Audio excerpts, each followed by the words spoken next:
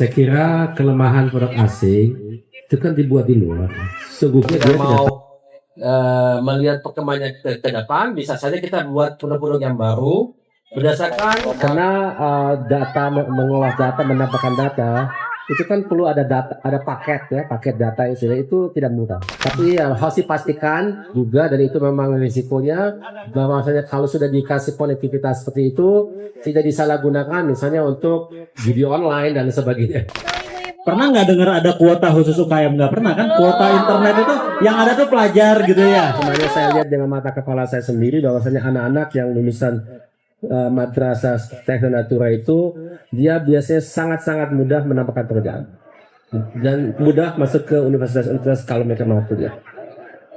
Ya. Ya, karena sangat-sangat terbiasa untuk menyelesaikan masalah gitu ya. Masalah dan Dengan menggunakan teknologi, masalah untuk menggunakan teknologi untuk menyelesaikan masalah. Doa. Semoga kita aminkan dulu. Ilham Habibie Sultan menuju Indonesia emas. Kan banyak nih ya Pak, produk lokal yang tidak bertahan karena tidak bisa mengimbangi persaingan dari produk asing. Nah, bagaimana caranya agar UMKM di Jawa Barat bisa lebih kreatif dan inovatif, terutama dalam menghadapi persaingan dari produk-produk asing tuh Pak? Gimana nih Pak? Tanggapan Bapak? Iya, saya kira kelemahan produk asing itu kan dibuat di luar. Sesungguhnya dia tidak tahu sebenarnya apa yang benar-benar diperlukan oleh masyarakat kita. Dia tidak punya pengetahuan lokal. Dan mereka sering kali menang kompetisinya karena dia lebih murah. Karena dia bisa dibuat dalam jumlah banyak, kilometernya gede, dan oleh karena itu kalau diimpor ya memang menjadi murah. Apalagi kalau datang dari Tiongkok. Tiongkok itu memang mempunyai kapasitas yang sangat besar, sehingga dia bisa buat produk yang sama atau serupa dengan harga yang lebih murah. Tapi bukan itu saja yang dicari oleh konsumen. Memang harga penting, tapi kualitas dan kecocokan juga penting. Ya, jadi disitulah saya kira keunggulan daripada UMKM lokal, karena mereka ya sebagai orang Indonesia, orang Jawa Barat lebih mengerti selera dan kebutuhan orang Jawa apa saja. Ya. Itu yang harus, dan untuk itu perlu digital, teknologi digital. Karena kita bisa dapatkan informasi itu bukan saja dari teman-teman kita di sekitar kita, tapi juga secara lebih luas. Dari sosial media gitu ya Pak? Iya, misalnya. Dari Ya, TikTok, ya. YouTube, Instagram, sekarang sudah luas. Ibu-ibu ada Shopee, ada Tokopedia, itu sangat-sangat bisa dipergunakan. Betul. Setuju ya Pak ya? Sangat sibuk. Sangat setuju. Oke, lanjut enggak? Atau Nenek nambahin yang tadi ya, ibu-ibu. Jadi kayaknya kita nggak pernah ada yang beli seblak ke Cina gitu ya. nggak ada tuh Karena ya, produk selera Cina. seblak yang tahu ya orang Bandung gitu kan ya. Jadi itu yang dimaksud dengan Kang Ilham tadi gitu. Jadi yang dari luar oke, ada mungkin besar, tapi selera lokal itu yang tahu kita sebetulnya. Nah itu peluang buat kita gitu. Jadi kalau kita punya produk yang memang sudah sesuai apa yang dimiliki sama pasar Indonesia, itu yang nanti kita dorong untuk bisa diperbesar dengan dukungan teknologi. Betul, dikembangkan gitu ya. Ya kayaknya belum ada ya Kak. Belum ada. Kak Bunga belum pernah pesan seblak dari Cina dari Cina, Tiongkok dari belum Nggak aku pun ya? nggak bakal rasanya juga nggak bakal Beda ya, bakal beda beda. ya. Tapi itu ada biasanya di sana di Cina di Tiongkok sebelah.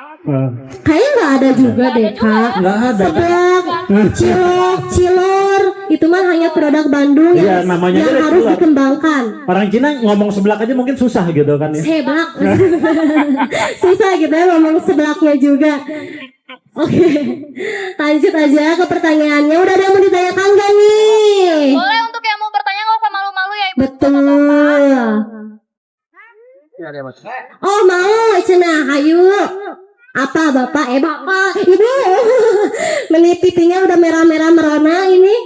Jadi itu yang dimaksud dengan apa UMKM yang go digital gitu Pak? Bentar, Bu. Ulang ibu, boleh diulang ya, sebentar ya. Nah, ya itu kan mungkin yang dimaksudnya dengan UMKM go digital. Seperti itu kan Pak?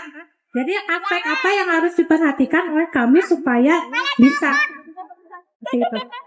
Oke, tepuk Oke, tangan baik. dulu. Terima kasih ya ibu pertanyaannya. Tepuk tangan dulu dong. Ya, ya. Oh, terima kasih. Silakan Bapak Ya, Ilham. kata kunci yang tadi saya maksud sebetulnya biasanya gunakan istilah literasi digital. Ya.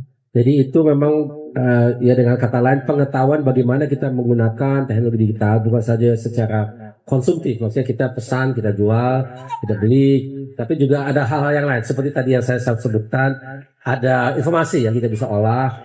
Kemudian kalau kita sudah banyak informasi, kita juga bisa menggunakan teknologi digital lagi untuk mengolah data tersebut sehingga itu menjadi manfaat buat kita.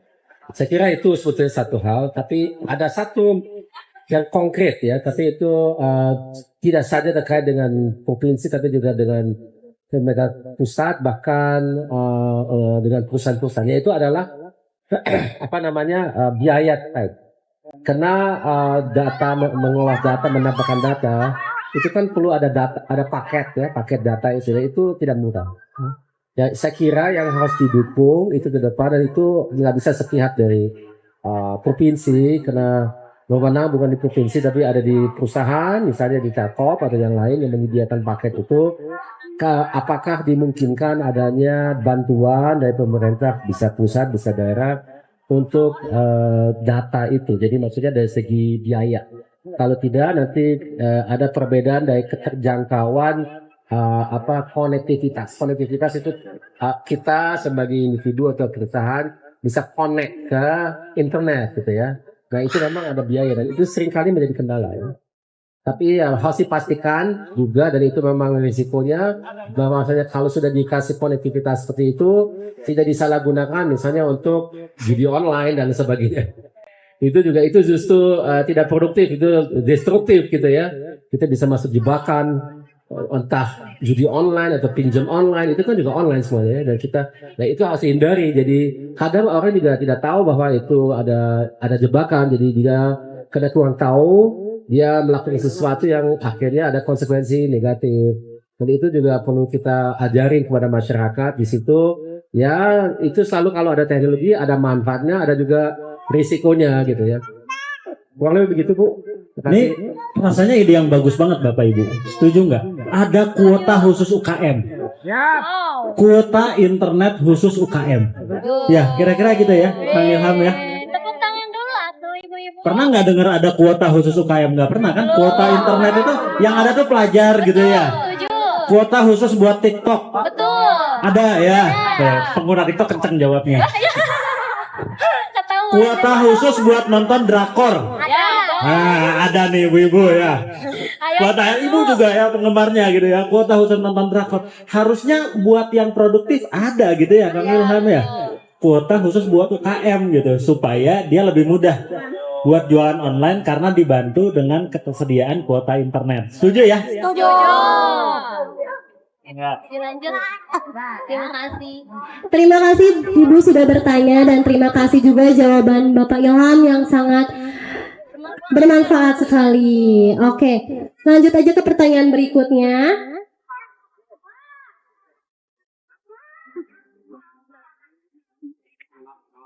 Oh, ada pertanyaan dari Bapak, boleh banget Bapak. Mungkin yang ingin saya sampaikan terkait masalah pendidikan Pak. Jadi terus terang di wilayah kami ini EP8 ini secara sekolah mungkin kan jika nanti Bapak berjodoh di provinsi ya, mungkin level yang ditangani itu kan adalah levelnya SMA, SMK ya. Nah, secara nyatanya kita di sini tuh Pak, secara hitungannya kalau kita main sekarang zamannya zonasi gitu ya, kita tuh nggak mungkin sekolah Pak di sekolah negeri di sini. Karena sekolah negeri terdekat di sini adalah ada di Sarijadi dan ada di Dago, itu lebih dari 1 kilo. Sementara kalau zonasi itu kan lebih dari 1 kilo ya wassalam, kita nggak pernah bisa sekolah gitu. Jadi mudah-mudahan jika Bapak nanti menjabat di provinsi ini, salah satu yang jadi syaratan adalah cobalah kalau zonasi ini memang akan dilanjutkan, karena kan bahan bakarnya kita sebelum masuk ke startup dan sebagainya, kita kan pendidikannya harus lebih bagus Pak. Kalau pendidikannya kita rendah semua, kita nggak bisa sekolah, karena kan sekolah negeri juga kan sama baiknya mungkin ya dengan sekolah swasta.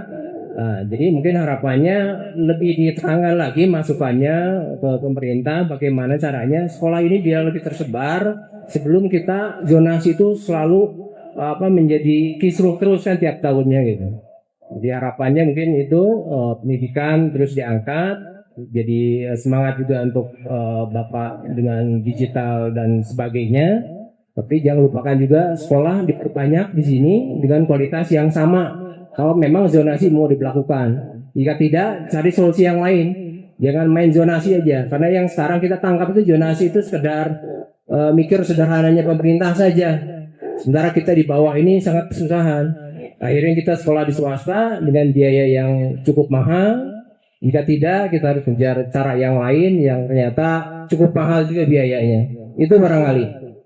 Hatur nuhun. Amin. Terima kasih banyak Bapak. Wow, pertanyaan yang sangat luar biasa ya, ibu-ibu, bapak-bapak di sini menanyakan tentang pendidikan zonasi. Bagaimana tanggapan Bapak Ilham? Iya. Boleh dipersilakan. Terima kasih. Saya memang dalam diskusi sering banget dapat pertanyaan ini. Dan saya mohon maaf, saya belum bisa kasih solusi saat ini karena masih pelajari. Dan pilihan dari daerah nggak banyak, harus ikut dengan peraturan yang ditetapkan oleh pusat. Jadi kita tidak bisa mendapatkan pengecualian. Jadi zonasi itu ya tetap harus diterapkan karena ini adalah instruksi dari pusat yang tidak boleh kita abaikan, tidak boleh. Gitu. Nah, tapi mungkin ada solusi lain dan saya akan mendalami masalah ini kalau nanti sudah terpilih gitu ya. Karena saat ini memang belum kepikir apa saja. Memang ada yang katakan harus diperbanyak sekolah negeri atau juga swasta. Swasta itu memang lebih mahal, tapi mungkin itu kalau memang tidak ada solusinya, kalau ada swasta dekat yang harus dikasih bantuan untuk bisa masuk ke swastanya. Itu ada 1.001 macam solusi, tapi saya kira untuk membuat peraturan yang tidak menetapkan atau menerapkan zonasi di Jabar, kayaknya kemungkinannya kecil sekali. Tapi ya kita lihat nanti. Terima kasih. Nah, Kang, karena tadi ada yang nanya soal sekolah, saya jadi ingat, ada yang pernah dengar madrasah Teknonatura nggak Bapak Ibu? Oke, ini memang kurang di TikTok nih Kang Ilham. Jadi Kang Ilham ini punya sekolah di Depok, Jawa Barat. Boleh yang masih ada kuota internet, boleh di googling, namanya Madrasah Teknonatura. Ini madrasah didirikan oleh Kang Ilham dan teman-teman, tapi prestasinya internasional. 20 tahun yang lalu ya. 20 tahun yang lalu. Boleh tepuk tangan dong ibu-ibu. Boleh Kang Ilham cerita sedikit tentang kenapa sih dulu kok kepikiran bikin sekolah madrasah yang beda dengan madrasah yang lain. Jadi ini madrasah tiap tahun menang lomba internasional ya Kang Ilham ya. Iya, iya. Keren banget. Jadi sekolah ini masuk ke kategori yang disebut sebagai STEM School atau STEAM School, STEAM. S itu Science dalam bahasa Inggris, ilmu pengetahuan, teknologi itu T-nya kelas, E Engineering, A Arts atau seni rupa, M Matematika. Jadi sebetulnya kelihatan bahwa sekolah ini punya fokus kepada teknologi dan ilmu pengetahuan. Namun demikian, yang penting bukan saja itu, tapi bagaimana kita belajar. Belajarnya itu per proyek. Jadi anak-anak di awal minggu dia dikasih teorinya, kemudian dikasih tugas oleh gurunya, proyek yang harus selesai dalam minggu itu. Kemudian dia harus menyelesaikan proyek itu, dan itu termasuk membuat sesuatu dengan mesin. Harus membuat program dengan komputer, harus membuat benda dengan mesin. Itu ada yang namanya 3D printer. Kita harus membayangkan kalau kita print sehelai kertas dengan adanya naskah di atasnya. Kita juga bisa print misalnya ini, HP ini juga bisa di print. Tapi dia betul-betul ya, tiap lapisan HP ini kalau kita bayangkan itu kayak kue lapis, ya tiap lapis kita print dari logam, plastik atau apa tergantung ya. Ya lama-lama jadi benda. Nah itu namanya 3D printer, dan kita anak-anak bisa menggunakan itu, dan dia bukan saja menggunakan itu untuk membuat prototipe apa saja, tapi biasanya yang ada artinya, yang ada manfaatnya dalam lingkungan mereka masing-masing. Jadi itu sebetulnya lebih mudah memberikan pengajaran kepada anak-anak mengerti mengenai ilmu pengetahuan teknologi, bukan saja secara teoritis, tapi bagaimana bisa mereka mencari artinya dalam kehidupan mereka masing-masing. Nah itu sangat saya lihat dengan mata kepala saya sendiri, bahwasanya anak-anak yang lulusan madrasah Teknonatura itu dia biasanya sangat-sangat mudah mendapatkan pekerjaan dan mudah masuk ke universitas-universitas kalau mereka mau kuliah. Ya, karena sangat-sangat terbiasa untuk menyelesaikan masalah gitu ya. Masalah dan menggunakan teknologi, masalah untuk menggunakan teknologi untuk menyelesaikan masalah. Iya, betul. Ya, yang udah googling Madrasah Teknonatura boleh tunjuk tangan. Siapa? Wah ini memang perlu kuota UKM tadi kayaknya. Perlu kuota UKM gitu. Jadi kalau kami sih ngebayangin gitu ya. satu sekolah di Depok aja bisa ngasih dampak seperti itu gitu ya. Coba kalau misalnya kita punya yang kayak gitu di Lembang gitu ya. Kita punya di Ledeng, kita punya di banyak tempat di Jawa Barat. Nah, model seperti itu yang kayaknya kita perlu kembangkan. Mangga Kak Bunga. Terima kasih banyak Bapak. Wow, tadi sekolah itu berarti banyaknya mempraktekkan ya Pak ya, banyak prakteknya gitu. Sangat-sangat luar biasa. Aku baru dengar gitu. Clara pernah dengar gak sih? Belum, kalau misalkan madrasah teknologi masih belum dengar. Belum dengar ya? Belum dengar, betul. Teknonatural, Teknonatura. Baru dengar dan ternyata secanggih itu ya tentang teknologinya. Dan berprestasi juga Kak Bunga, keren banget. Sampai internasional gitu ya. Betul, ternyata. Wow. Hikmahnya bisa kita ambil ya. Ternyata teknologi itu penting untuk kehidupan kita di masa depan. Setuju sekali Kak. Setuju nggak ibu-ibu? Setuju banget. Teknologi kita tahunya scroll TikTok aja, gimana tuh? Nih buat yang Gen Z, ajarin ibu-ibunya ya. Jangan main TikTok TikTok. Oke, ada pertanyaan selanjutnya Bapak. Ini pertanyaan keempat. Langsung aja ya. Indonesia memiliki warisan budaya yang sangat beragam, khususnya di daerah Jawa Barat. Bagaimana cara Kang Ilham menjaga kelestarian budaya lokal melalui pengembangan UMKM? Ya, saya kira kalau kita bicara mengenai UMKM, itu kan pendekatannya pasti secara komersial, ya. Jadi karena dia usaha, jadi ada aspek jual beli ya.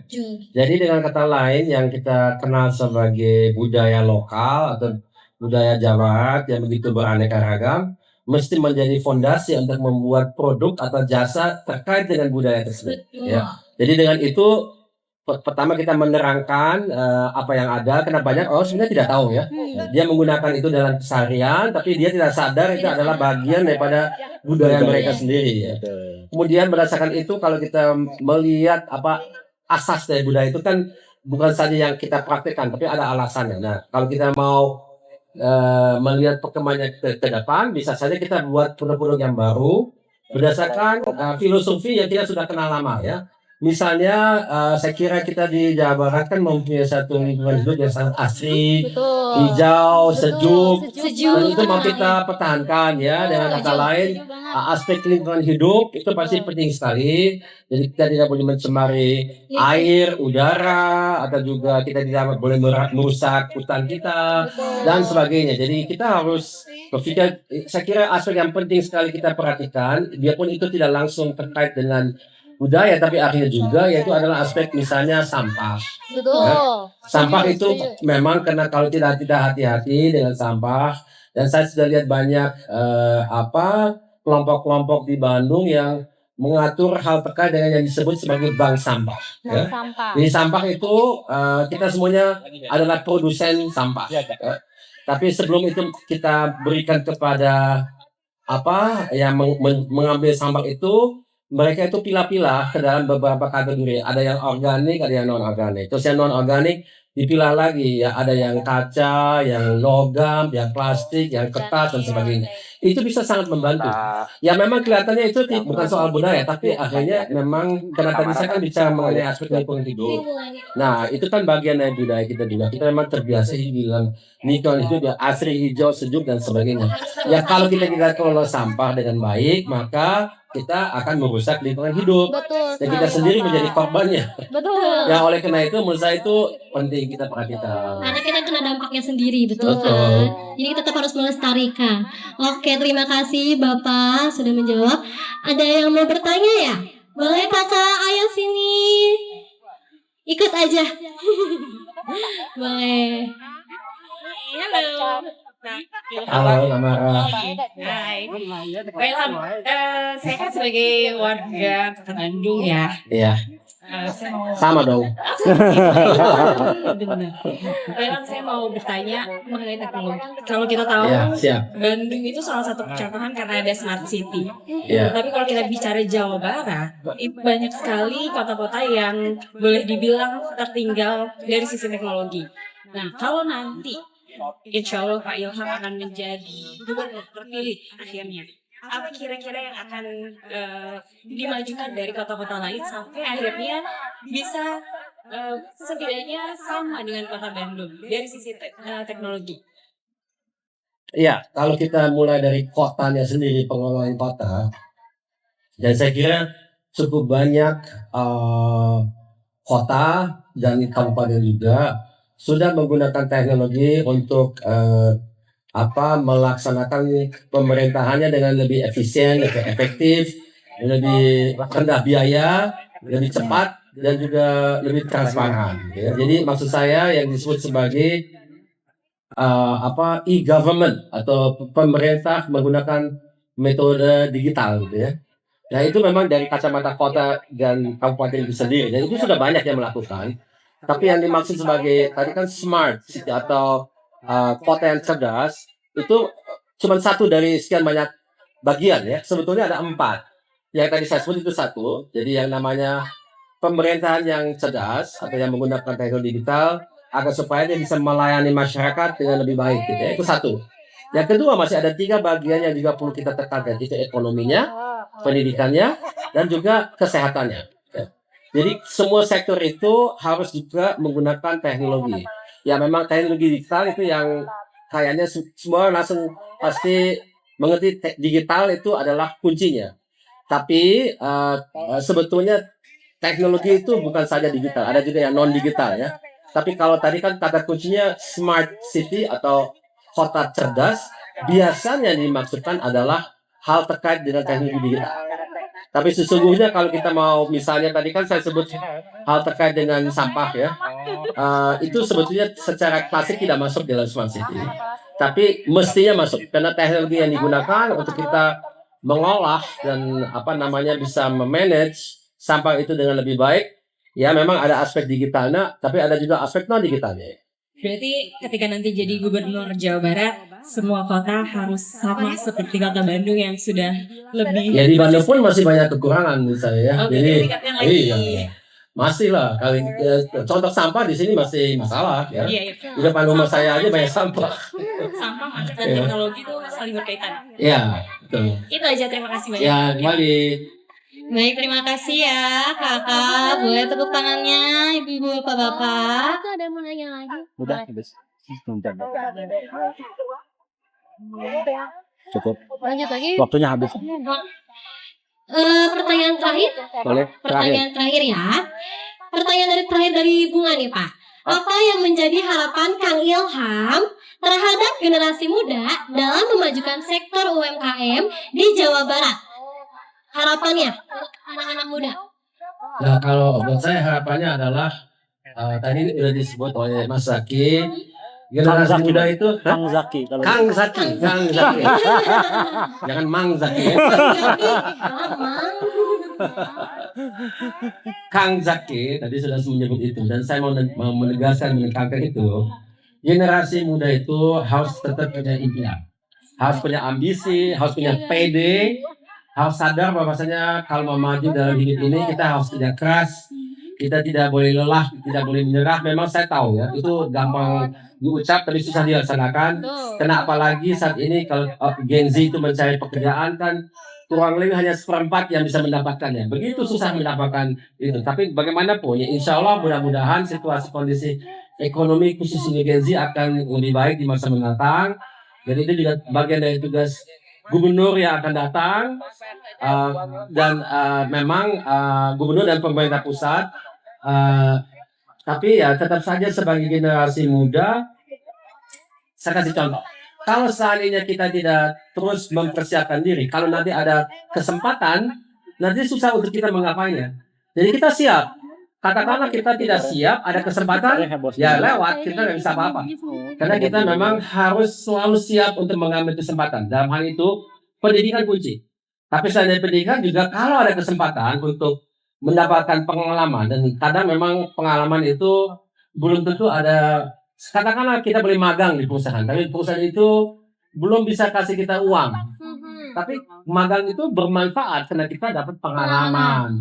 Jadi nanti di lain kesempatan di mana pengalaman itu diperlukan, orang yang tidak punya pengalaman itu mungkin tidak bisa mengambil kesempatan itu. Tapi kalau kita sudah siap, lebih mudah kita dapat ini. Jadi yang saya mau sampaikan, memang hidup ini adalah perjuangan. Ya, kita harus tidak sadar. tidak ada yang jatuh dari langit kita langsung jadi gitu ya. Setuju, Pak. Dan kalaupun kita sudah rasakan jadi bisa saja hilang dalam sekejap. Jadi itu selalu kita ya bagaimanapun itu namanya hidup. Hidup memang penuh dengan ketidakpastian, dan kalau kita tidak rajin dan gigih dan daya juang tinggi, apa yang kita sudah miliki bisa saja hilang. Jadi itu kita harus memang dengan kesadaran dan sikap seperti itu, insya Allah kita bisa lebih maju di depan semua. Harus tetap berjuang. Betul. Tetap berjuang. Baik. Baik, terima kasih banyak Bu Kembali. Ilham. Sangat banyak pelajaran yang bisa kita ambil dari Pak Ilham. Sangat ini. banyak Kak Bunga. Terima kasih banyak juga untuk Bapak Ilham untuk ilmu-ilmu dan jawabannya.